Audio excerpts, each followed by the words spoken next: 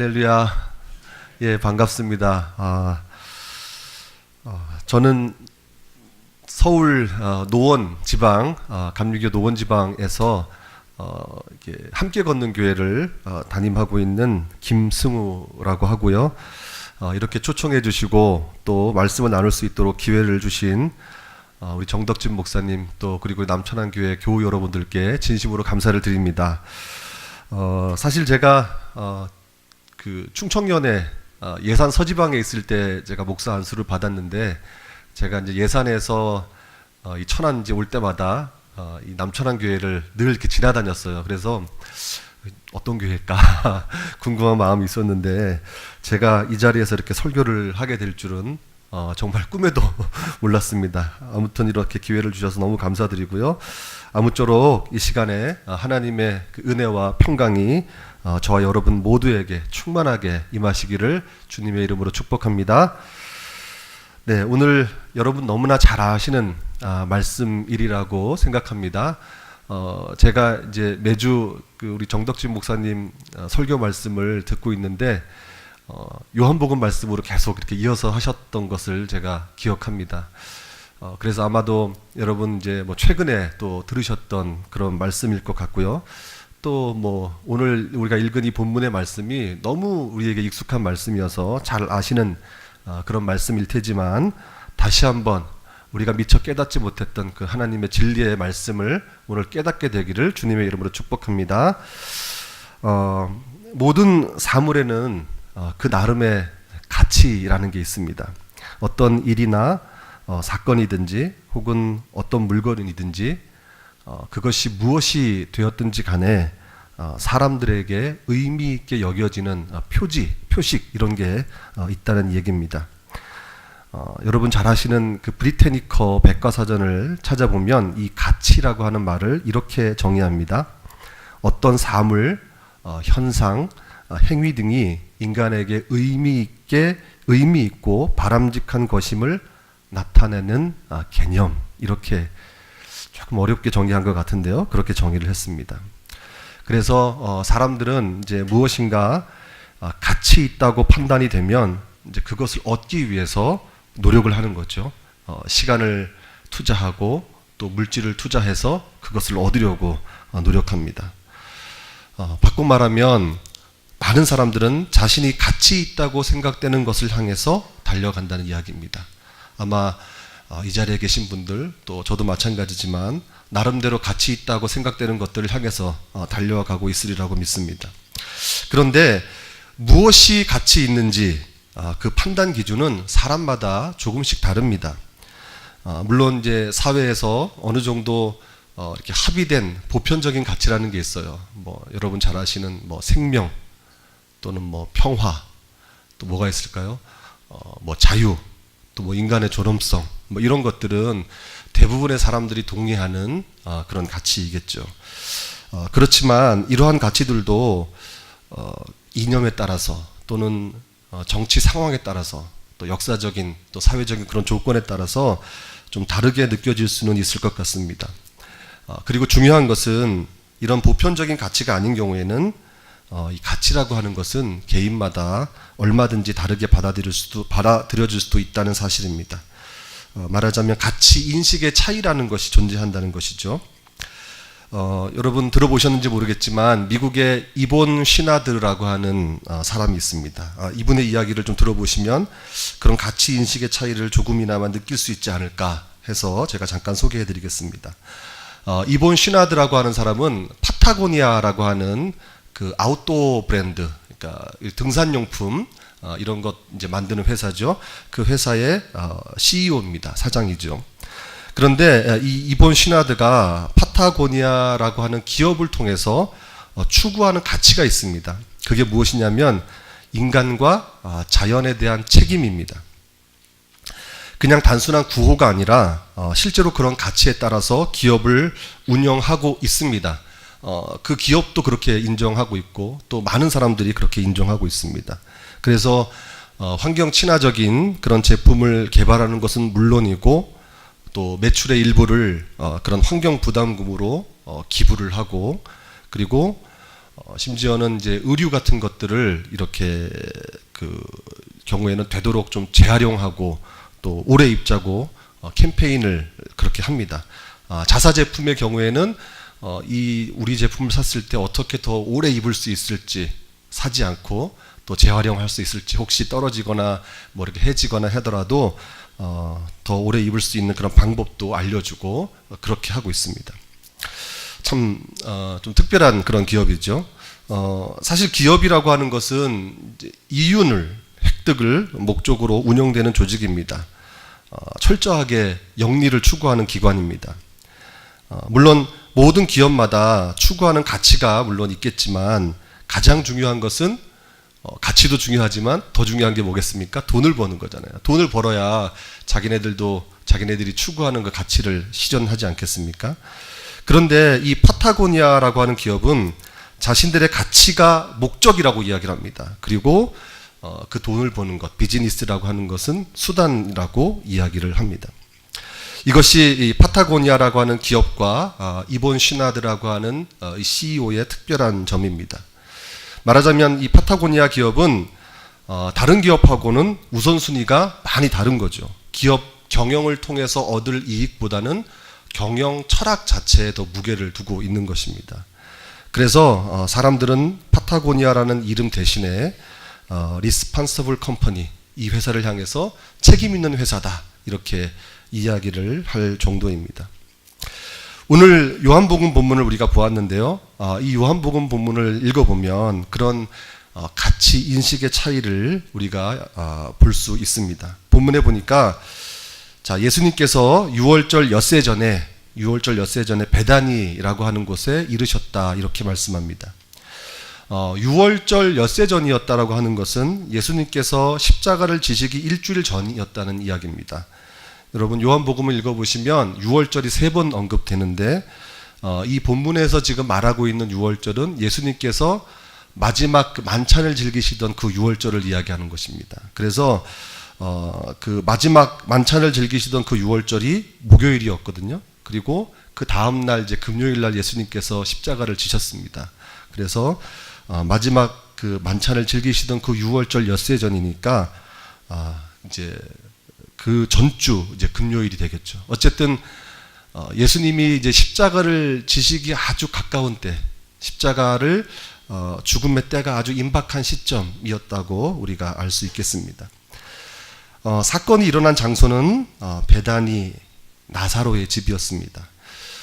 요한복음에 보면 베다니가 2곳이 나와요. 하나는 예수님께서 이제 세례를 받으신 곳, 요한복음 1장 28절에 나오는데 그 베다니가 있고 또 오늘 나사로, 우리가 너무 잘 아는 죽었다가 살아난 그 나사로가 있던 곳 베다니가 나오죠.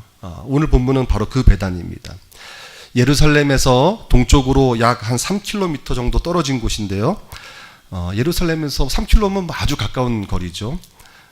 여리고 쪽에서 보면 예루살렘 들어가기 직전에 있는 바로 그런 도시입니다. 요한복음 11장에 보면 이제 나사로가 병들어 죽었다가 나흘 만에 살아나는 그런 이야기가 실려 있죠. 아마도 이제 이 나사로가 여기 잔치가 벌어졌다고 했는데 나사로가 살아난 것을 이렇게 축하하는 그런 잔치가 벌어졌던 것 같습니다.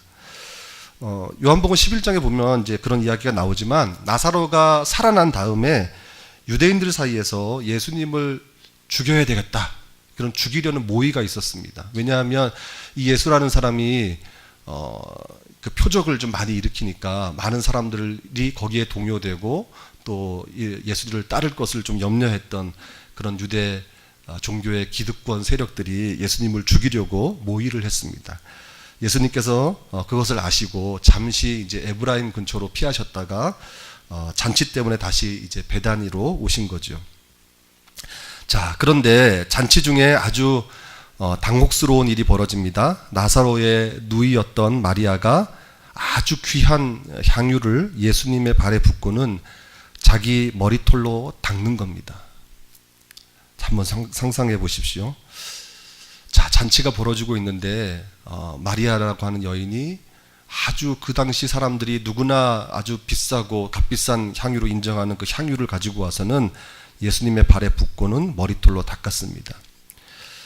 이게 왜 당혹스러운 일이었냐면 그 자체가 전혀 예상치 못했던 작은 소동이기도 했지만 그 마리아가 부은 향유의 가치 때문이었습니다. 3절에 보니까 향유 곧 순전한 나드 한 근이라고 했는데 이 나드라고 하는 것은 당시 인도나 아라비아 등지에서 수입을 하는 방향제 같은 것으로 쓰이는 그런 향기가 나는 기름을 이야기합니다. 그래서 당시 이제 왕족들이나 또는 귀족들이 아주 소량으로 썼던 굉장히 값비싼 그런 향유였는데 그렇게 귀한 것을 한 번에 그냥 다 소비를 했으니 사람들이 얼마나 놀랐겠습니까? 가룟 유다처럼 이렇게 계산에 밝은 사람들이 깜짝 놀랄 만도 한 것이죠. 5절 말씀에 보니까 가룟 유다는 향유를 팔면 300데나리온은 받겠다 그렇게 계산을 하고 마리아를 책망합니다. 한번 5절을 한번 보실까요? 자, 이 향유를 어찌하여 300데나리온에 팔아 가난한 자들에게 주지 아니하였느냐 하니 이렇게 말씀합니다. 여러분 300데나리온 뭐 많이 들어보셨겠지만 300데나리온 하면 당시 노동자들이 1년 동안 일을 해야 벌을 수 있는 그런 정도의 금액입니다.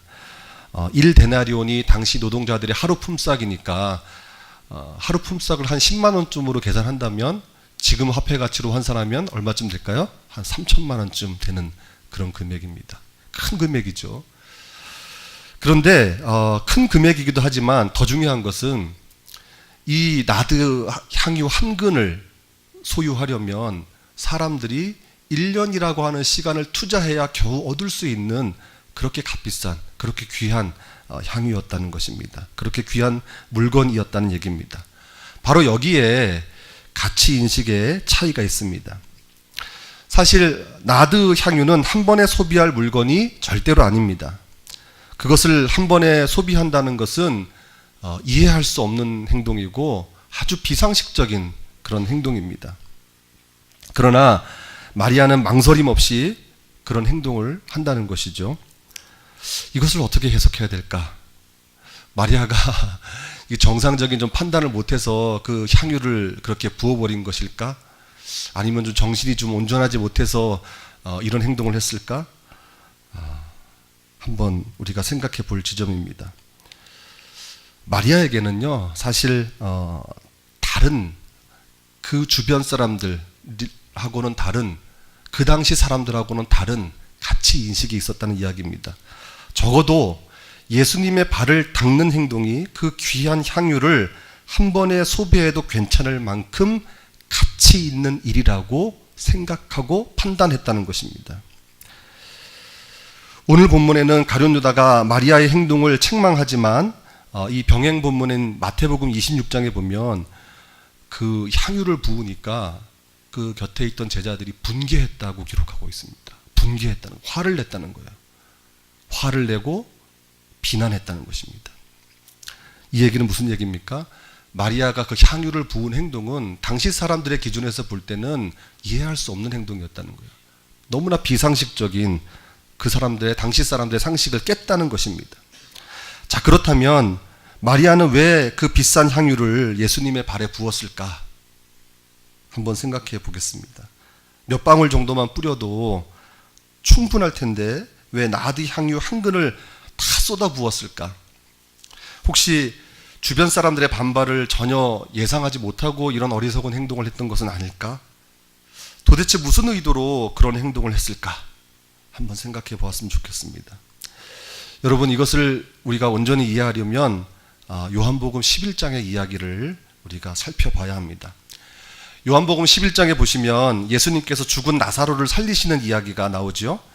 그 나사로의 누이들이 누굽니까? 바로 마르다, 마리아입니다. 마리아는 마르다의 동생이었고 또 나사로의 누이였죠.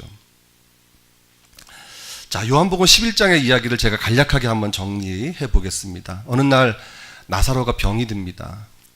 무슨 병인지는 모르지만 아마도 위독한 상태였던 것 같습니다. 마르다, 마리아는 다급해졌습니다. 자기네들이 이 동생의 병을 고칠 수는 없고, 뭐 본문에는 자세한 내용은 나오질 않지만 뭐 의원도 불렀을 테고 여러 사람들의 도움을 자문도 구했겠지만 방법이 없었습니다. 그래서 다급한 마음에 사람을 보내서 요단강 건너에 있던 예수님에게 그 소식을 전하지요. 자, 그런데 그 소식을 들은 예수님께서 전혀 다급해하지 않습니다. 게다가 무슨 말씀을 하시냐면 나사로가 이제 곧 죽게 되었다, 뭐 이런 소식을 전했을 텐데 나사로의 병은 죽을 병이 아니다, 그렇게 말씀하시고 이것은 하나님의 영광을 위함이다, 이렇게 예수님께서 말씀하십니다. 그러는가 하면 나중에는 친구 나사로가 잠들었다, 이렇게 좀 아리송한 말씀도 하셨습니다. 그리고는 좀 다급하게 사람들이 와서 예수님께 그 소식을 알렸을 텐데 서둘러 좀 가시면 좋을 텐데 이틀이나 더 유하시면서 아주 느긋하게 계시다가 베다니로 가셨습니다. 뒤늦게 나사로의 집으로 가신 거죠. 그 사이 나사로는 어떻게 됩니까? 죽었어요. 죽고 맙니다. 성경에 보니까 예수님이 베다니에 도착했을 때는 이미 나사로가 죽어서 무덤에 있은 지 나흘이나 되었다고 말씀합니다. 나사로의 집에는 조문객들로 가득했죠. 또 마르다와 마리아는 슬픔에 젖어 있었습니다. 예수님께서 조금만 좀 일찍 오셨더라면 내 동생 나사로가 죽지 않았을 텐데, 이렇게 안타까운 마음과 슬픈 마음을 예수님께 전했죠. 성경에 보니까 마르다는 그 이야기를 하면서 울었다고 말씀합니다. 왜 그렇지 않겠습니까? 예수님께서 좀 일찍 오셔서 죽어가는 나사로에게 좀 안수라도 해주시고 기도라도 해주시고 뭔가 능력을 좀 행하셨다면 죽지 않았을 텐데, 그런 안타까운 마음이 있었던 거죠. 그런데 이제 동생은 다 죽어버렸고 소용없구나, 이런 안타까운 마음, 슬픈 마음에 예수님 앞에서 울었겠죠. 그 울음을 보았는지 또 많은 사람들이, 그 찾아온 조문객들이 비통한 마음이었다, 그렇게 성경은 말씀합니다. 그런데요, 그 모든 것을 보시고 예수님께서 눈물을 흘리십니다. 자, 요한복음 11장 35절의 말씀인데요, 이렇게 말씀합니다. 예수께서 눈물을 흘리시더라. 예수님께서 눈물을 흘리셨어요. 예수님도 우셨어요. 예수님 역시 나사로의 죽음 앞에 비통한 마음이었다는 거죠. 예수님께서 능력이 없어서 우셨던 게 아니에요. 내가 이 사람을 살릴 수 있는 능력이 없어서 그래서 우신 것이 아니라 그렇게 슬퍼하고 아파하고 괴로워하는 사람들의 마음에 동참하신 겁니다. 우리의 고통에 참여하시고 그 아픔을 함께 하셨기 때문에 예수님께서도 눈물을 흘리셨던 거죠. 여하튼 그렇게 눈물을 흘리신 예수님께서 곧바로 놀라운 일을 행하십니다. 너무나 놀라운 일이 벌어집니다. 예수님은 사람들에게 무덤에 돌을 옮겨 놓으라고 명하시고 큰 소리로 나사로를 부르십니다. 나사로야, 그렇게 예수님께서 부르십니다. 그러자 어떤 일이 벌어집니까? 죽었던 나사로가 살아나죠. 수족을 배로 동인 채로 걸어 나오는 겁니다. 죽은 지 나흘이나 되어서 썩는 냄새가 날 정도로 완전히 부패한 시체였는데 마치 미라가 이렇게 일어난 것처럼 손발은 이 천으로 둘러싸 있고 얼굴은 수건에 가린 채로 그렇게 걸어서 나오는 것입니다. 정말 놀라운 일이죠. 자, 이 놀라운 일이 벌어졌을 때 마리아가 어떤 마음이었을까? 어떤 심경이었을까? 이것을 여러분 한번 생각해 보셔야 됩니다. 한편으로는 너무나 놀라운 일이니까 정말 놀랄 수밖에 없고, 또 한편으로는 그렇게 사랑했던 동생이 이제 죽어서 완전히 끝이구나 생각했다가 살아났으니 너무너무 기뻤을 것입니다. 당연한 일이죠. 그런데요, 여기서 중요한 것이 있습니다. 정말 중요한 것은 나사로가 살아나는 사건을 통해서 마리아가 예수님이 누구신지를 분명히 알게 되었다는 사실입니다. 자, 여기가 중요합니다. 아마도 마리아는 나사로가 살아나는 사건을 통해서 예수님에 대한 새로운 인식이 열렸을 것입니다. 그 전부터 아마 예수님에 대해서 듣고 또 자기가 경험한 예수님에 대한 지식이 있었겠지만, 나사로가 살아나는 사건을 통해서 예수님이 바로 이런 분이었구나 라는 새로운 인식이 열렸다는 것입니다. 왜 안 그렇겠습니까? 여러분, 죽음은 인간이 극복할 수 없는 실존입니다. 세상에 우리 사람들 중에, 우리 인간들 중에 죽음을 이길 수 있는 사람이 누가 있습니까? 아무도 없습니다. 그런데 예수님이 죽은 나사로를 살리셨다는 것입니다. 더구나 나사로를 살리실 때 예수님께서 그 언니 마르다에게 하신 말씀이 이 가슴에 남았을 것 같습니다. 예수님께서 마르다에게 뭐라고 하셨습니까? 요한복음 11장 25절 26절이죠. 나는 부활이요 생명이니 나를 믿는 자는 죽어도 살겠고 무릇 살아서 나를 믿는 자는 영원히 죽지 아니하리니 이것을 네가 믿느냐? 그랬습니다. 그때 마르다가 뭐라고 했죠? 주는 그리스도시요 세상에 오시는 하나님의 아들이신 줄 내가 믿나이다 그랬습니다.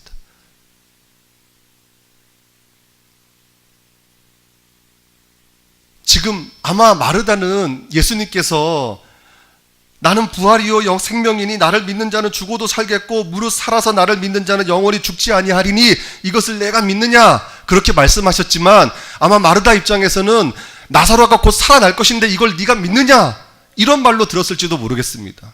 그때 마르다는 네 제가 믿습니다 그랬어요. 어쩌면 그 동생 마리아는 이런 대화를 들으면서 한 가닥 희망을 가졌을지도 모르겠습니다. 죽어도 산다고 하니까 동생이 지금 죽었는데 죽어도 산다고 하니까 다시 살아나는 거 아닐까? 한번 믿어보자 그랬을지도 모르겠습니다. 그런데 정말 살아났어요. 마리아가 체험한 예수님은 어떤 분입니까? 죽은 사람을 살리시는 분이었던 거예요. 우리가 그 자리에 있다고 한번 생각해 보십시오.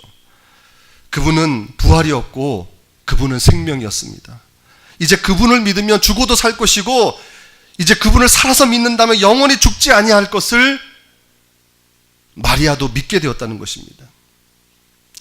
마리아는 나사로가 살아나는 사건을 통해서 예수님을 이제 드디어 메시아로 그리스도로 분명하게 인식했다는 것입니다. 이것이 바로 마리아가 그 값비싼 향유를 예수님의 발에 붓게 된 결정적인 동기였던 것입니다. 자, 그러므로 마리아의 행동은 낯설고 이상한 행동이 아니었어요. 상식적이고 비상식적인 차원에서 이해할 그런 행동이 아니었어요. 마리아의 행동은 예수님을 예배하는 것이었습니다. 사실은 그녀의 예배였던 것입니다. 여러분, 예배가 무엇입니까? 주님을 최상의 가치로 인정하고 그의 합당한 경배를 드리고 그의 합당한 삶을 드리는 것이 예배입니다. 우리가 예배자의 삶을 산다는 것은 그분을 최상의 가치로 인정하는 것입니다. 그것을 인정하면서 그의 합당한 경배를 드리고 그의 합당한 삶을 드리는 것이 예배인데 마리아는 향유를 부음으로써 주님을 지금 예배하고 있는 것입니다. 여러분, 예배를 영어로 워십이라고 하죠. 이 워십이라고 하는 말 속에 가치를 인정한다는 뜻이 담겨 있습니다. 최고의 가치, 최상의 가치이신 주님을 인정하는 것, 그것이 바로 예배인 줄 믿습니다. 그래서 주님을 찾고 주님을 섬기고 주님을 경배하고 우리 삶으로 주님께 영광을 돌리는 것, 그것이 예배인 것입니다. 마리아는 예수님을 주님으로 예배한 것입니다. 자, 그러나 가룟 유다는 어떻습니까? 3년 가까이 예수님을 모셨지만 예수님 가까이에서 예수님을 늘 따라다녔지만 예수님을 주님으로 예배하지 못했습니다. 그분에게서 참된 가치, 진정한 가치를 발견하지 못했습니다. 오히려 세상의 거짓된 가치를 쫓았습니다. 그래서 나뒤향유의 그런 물질적인 가치에 집중하고 말았던 것입니다. 가난한 자를 도울 수 있었겠다 이렇게 말하는 것 명분이죠. 아주 훌륭한 명분입니다. 그러나 그것은 자기 기만이었습니다. 오늘 본문 6절에 뭐라고 말씀합니까? 이렇게 말함은 가난한 자를 생각함이 아니요 그는 도둑이라, 그렇게 얘기합니다. 유다는 애초에 가난한 자를 도울 생각이 없었습니다. 그저 마리아가 쏟아부은 향유가 아까워서 그 물질적인 가치에 집중하다 보니까 그것을 허비하는 것이 이해가 되지 않아서 자기를 속이고 남을 속이는 그런 말을 한 것뿐입니다. 여러분, 가치 있는 삶은 진정으로 가치 있는 것을 발견하고 그것을 인정하고 그것에 투신하는 삶입니다. 오늘 본문이 우리에게 말씀해주고 있는 것은 다른 것이 아닙니다. 마리아가 바라보았던 세계를 우리도 바라볼 수 있어야 된다. 마리아가 인정했던 가치를 우리도 인정할 수 있어야 된다 하는 것입니다. 하나님의 아들이시고 그리스도이신 예수님을 최상의 가치로 인정하고 예배하라고 하는 요청입니다. 마리아가 세상의 그런 한시적인 가치, 그런 거짓된 가치를 과감히 버렸던 것처럼 우리도 돈의 가치, 힘의 가치, 명예의 가치, 마치 최상의 가치인 것처럼 이렇게 포장된 그런 가치들을 과감히 내려놓고 진정한 가치이신, 영원한 가치이신 예수님을 발견하고 그분을 인정하라고 하는 요청인 것입니다. 그것이 예배입니다. 여러분, 사도 바울을 한번 생각해 보십시오. 바울은 그 최상의 가치를 발견한 대표적인 사람입니다. 빌립보서 3장에 보면 바울의 정말 놀라운 고백이 있죠. 여러분 잘 아시는 말씀일 텐데 한번 찾아보겠습니다. 신약성경 빌립보서 3장 말씀입니다.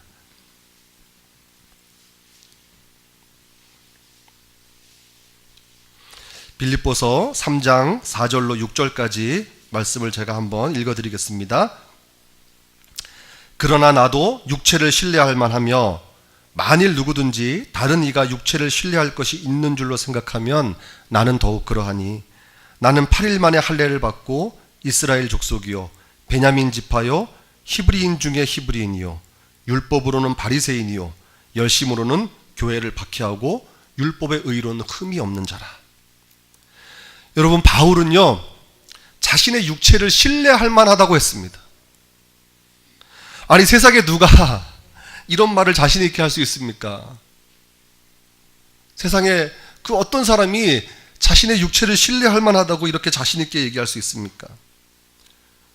이 얘기는 자기 자신은 세상의 기준에 따르면 전혀 부족함이 없는 사람이라는 얘기입니다. 바울은 유대인으로 태어나서 율법에 따라서 8일 만에 할례를 받았습니다. 베냐민 지파 출신으로 히브리인 중에 히브리인이라고 얘기합니다. 무슨 얘기입니까? 나 자기야말로 정통 유대인이다 라는 거예요. 유대인들은 선민의식이 대단했잖아요. 그 참 민족 우월성이 대단했던 사람 아닙니까? 대단했던 민족 아닙니까? 그런데 자기야말로 그런 정통 유대인이다 이렇게 이야기하는 것입니다. 그리고 율법을 행하는 데 있어서는 바리새인 그룹에 속할 만큼 자기는 철저한 사람이었다 이렇게 고백합니다. 당대의 위대한 랍비였던 가말리엘이라고 하는 사람 밑에서 공부를 했죠. 학문적으로도 전혀 부족함이 없었던 그런 사람이었습니다. 누구에게나 인정받을 만큼 대단한 사람이었고 충분히 그렇게 자부심을 가질 만한, 그렇게 자부심을 가져도 전혀 이상하지 않은 그런 사람이었다는 겁니다. 그러나 그런 바울이 7절과 8절 이어서 보시면 뭐라고 말씀합니까? 우리 같이 한번 읽어볼까요? 빌립보서 3장 7절 8절 시작. 그러나 무엇이든지 내게 유익하던 것을 내가 그리스도를 위하여 다 해로 여길 뿐더러 또한 모든 것을 해로 여김은 내 주 그리스도 예수를 아는 지식이 가장 고상하기 때문이라. 내가 그를 위하여 모든 것을 잃어버리고 배설물로 여기면 그리스도를 얻고. 아멘. 바울은 예수 그리스도를 만난 이후에 그분을 위해서 자신의 모든 것을 해로 여겼습니다. 자랑스러운 혈통도, 자신의 그 빛나는 지성도, 심지어 율법의 열심조차도 배설물처럼 여기면서 그런 것에 이제 연연하지 않겠다고 고백하고 있습니다. 무슨 얘기입니까? 자신이 발견한 최상의 가치, 최고의 가치, 예수 그리스도를 표대 삼아서 이제 그것을 붙잡기 위해서 자기는 달려가겠다라는 거예요. 여러분, 마리아는 나사로가 살아나는 사건을 통해서 최상의 가치를 발견했습니다. 그리고 사도 바울은 자신이 발견한 최상의 가치를 붙잡기 위해서 달려가겠다고 고백하고 있습니다. 그 최상의 가치가 바로 예수 그리스도입니다. 아멘. 여러분, 우리는 어떻습니까? 여러분, 예수 그리스도의 가치를 발견하셨습니까? 아마 그러셨기 때문에 이 자리에 나오신 줄 믿습니다. 그러나 우리가 한 가지 반드시 점검해야 될 사실이 하나 있습니다. 그것이 무엇인가 하면 바로 예수 그리스도의 가치가 우리 삶에 있어서 최상의 가치인가 하는 점입니다. 만약 그렇지 않다면 예수 그리스도보다 더 높은 가치가 우리에게 있다면 우리는 주님을 온전히 예배하기가 어렵습니다. 여러분, 생각해 보십시오. 만약 마리아에게 그 나두 향유가 최상의 가치였다면, 그 물질적 가치에 완전히 매료되어 있었다면 마리아는 주님을 예배하기 어려웠을 것입니다. 주님을 멀찌감치 따르기는 했겠지만 그 향유를 끝까지 부여잡고 이 아까운 것을 어떻게 내가 한 번에 소비하겠어 하면서 그것을 붙잡고 있었겠죠. 우리도 마찬가지입니다. 우리 삶의 소중한 가치들이 왜 없겠습니까? 많죠? 다 있습니다. 각자 기준은 조금씩 다르겠지만 저마다 그런 가치들을 부여잡고 있습니다. 그러나 그 어떤 것도 최상의 가치가 될 수 없습니다. 그 어떤 것도 최상의 가치가 되어서는 안 됩니다. 그렇게 되면 우리는 주님을 예배할 수 없습니다. 우리 또 한 사람을 한번 생각해 보겠습니다. 누가복음 18장에 나오는 부자 관리입니다. 그 부자 관리는 어느 날 예수님을 찾아와서 예수님에게 영생에 대해서 물었습니다. 내가 무엇을 하여야 영생을 얻으리까? 예수님께 질문을 던졌죠. 예수님께 질문을 던진 이 사람은 젊은 사람이었고 또 부자였고 사회적으로 지위가 높았던 관리였습니다. 그런 사람이 다른 사람도 아닌 예수님을 찾아왔다고 하는 것은 예수님에게서 가치를 발견했다는 이야기입니다. 이분이 그냥 예사로운 분은 아니다 라는 생각 정도는 가지고 있었다는 것입니다. 하지만 질문을 던졌을 때 예수님께서 이렇게 말씀하십니다. 너에게 부족한 것이 있다. 너 가진 것을 다 팔아서 가난한 자들에게 나누어 주라. 그렇게 예수님께서 말씀하셨을 때 그 관리는 주저했습니다. 망설였습니다. 성경에 보니까 그 사람이 큰 부자이므로 말씀을 듣고 심히 근심하더라. 이렇게 성경을 기록하고 있습니다. 그 부자 관리에게는 주님이 최상의 가치가 아니었던 것입니다. 자신이 소유한 재산이 여전히 최상의 가치였던 것입니다. 솔직히 어떤 면에선 이해가 됩니다. 비록 재물이 그렇게 한시적인 것이고 결국에는 썩어 없어질 것이라고 하더라도 우리 삶에 있어서 얼마나 소중한 것이 재물 아닙니까? 재물이 있어야 먹고 살고, 재물이 다는 아니지만 재물 없으면 우리 생존이 위협을 받잖아요. 너무나 소중한 것이죠. 예수님 당시에도 그랬는데 지금 우리가 살고 있는 이 자본주의 사회에서, 이 현대 사회에서는 말할 것도 없죠. 그러나 이렇게 소중한 것조차도 최상의 가치가 될 수 없습니다. 예수님께서 그 부자 관리가 돌아간 다음에 뭐라고 말씀하시냐면 재물이 있는 사람은 하나님 나라 들어가기 어렵다라고 말씀하십니다. 그래서 낙타가 바늘길을 통과하는 것보다 통과하는 것이 부자가 하나님 나라에 들어가는 것보다 쉽다라고 얘기하시잖아요. 그 말씀을 하셨는데 이것은 예배의 문제와 무관하지 않습니다. 재물이 최상의 가치이면 우리는 주님을 예배할 수가 없습니다.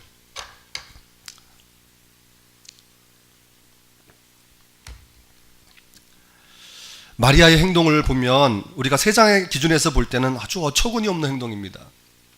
당혹스러운 행동입니다. 그 향유를 팔아서 가난한 사람들을 돕지는 못할 망정 그 값비싼 향유를 허비했으니까 충분히 그렇게 볼 수 있습니다. 가룟 유다의 책망은 일견 옳아 보이기도 합니다. 그러나 가룟 유다는 계산된 사랑을 한 것입니다. 그는 예수님을 최상의 가치로 인지하지 못했습니다. 향유의 가치에 시선을 빼앗긴 탓입니다. 다른 제자들도 마찬가지입니다. 하지만 마리아는 주님에게서 최상의 가치를 발견했습니다. 그리고 그 가치를 인정하고 자신이 가장 소중하게 붙들고 있던 그 세속적인 가치를 과감하게 버렸던 것입니다. 예배를 드린 겁니다. 여러분, 이제 우리 자신을 한번 돌아보시기를 바랍니다. 혹시 정말 미치도록 좋아하는 것이 있습니까? 혹시 여러분 삶의 목적이 될 만큼 정말 소중한 것이 있습니까? 그것이 무엇인지 한번 생각해 보십시오. 혹시 재물입니까? 아니면 사람들에게 인정받고 싶은 마음입니까? 아니면 육체적인 쾌락입니까?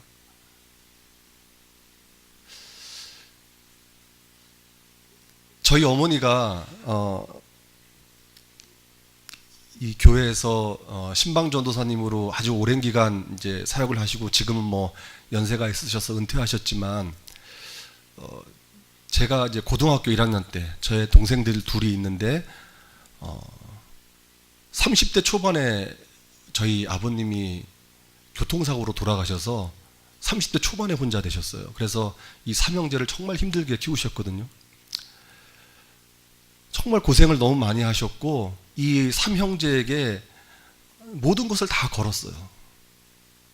그 자식들 잘 되기를 위해서 신방전도사 사역을 하시면서도 밤새 철야로 이렇게 기도를 하시고 새벽 예배 마치시고 한두 시간 주무시고 다시 이렇게 사역을 하실 정도로 너무너무 그런 생활을 이렇게 하다 보니까 건강에 무리가 오고 또 이게 눈에 혈관이 터질 정도로 그렇게 열심히 기도하셨는데 나중에 그런 고백을 하시더라고요. 정말 자기가 주님을 바라본다고, 주님만을 바라본다고, 왜냐하면 주님밖에 의지할 분이 없었기 때문에 세상에 누구도 자기를 도울 수 있는 사람이 없다고 생각을 했대요. 그런데 어느 날 그런 고백을 하시더라고요. 그런데 자식이 자기에게 우상이었다는 거예요. 예수님보다 이 자기 자식들이 더 높은 가치를 거기에 두고 살았다고 고백하시는 것을 제가 들었습니다. 우리도 그럴 수 있습니다. 여러 가지 모양으로 우리에게 주님보다 더 높은 가치가 있을 수 있습니다. 그러나 그런 것들을 내려놓아야 합니다. 그런 것을 내려놓지 못하면 우리는 주님을 온전히 예배하기가 어렵습니다.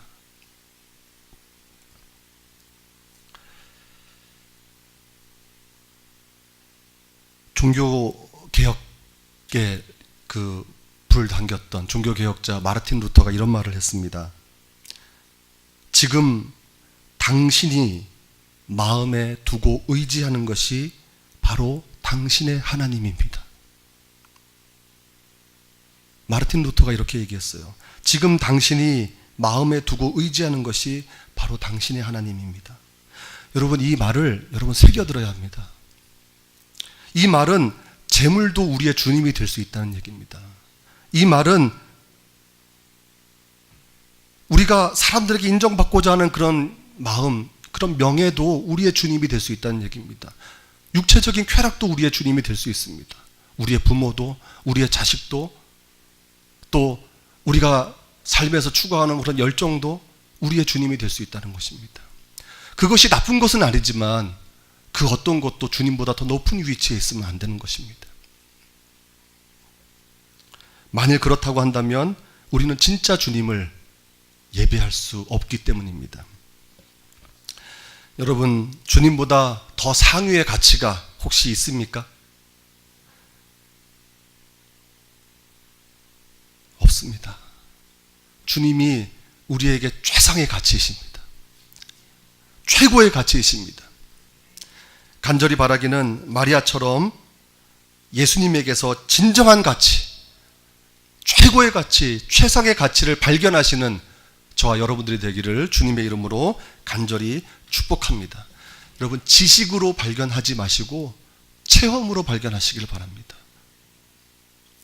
그래서 마리아처럼 옥합을 깨트리고 그 값비싼 향유를 주님 앞에 다 쏟아 부으십시오. 세속적인 가치, 한시적인 가치, 거짓된 가치를 과감하게 버리시기를 주님의 이름으로 축복합니다. 대신 최상의 가치이시고 영원한 가치이시고 진정한 가치이신 예수 그리스도를 위해서 여러분의 삶을 들이시는 저와 여러분들 되기를 간절히 바랍니다. 바울처럼 이전의 가치들을 다 해로 여길 수 있는 그런 수준으로 장성하시기를 주님의 이름으로 다시 한번 축복합니다. 아멘. 그래서 우리가 주님을 온전히 예배하는, 이렇게 주일마다 이런 시간을 정한 시간에 정한 장소에서 찬양하고 기도하고 그런 것이 예배인데, 이런 마음이 우리가 되지 않는다면 주님을 진정으로 온전히 예배하기가 어려울 것입니다. 우리 모두가 그렇게 매주일마다, 그리고 삶의 모든 순간에서 주님을 그렇게 온전히 예배할 수 있는 우리 모두가 되기를 주님의 이름으로 다시 한번 축복합니다.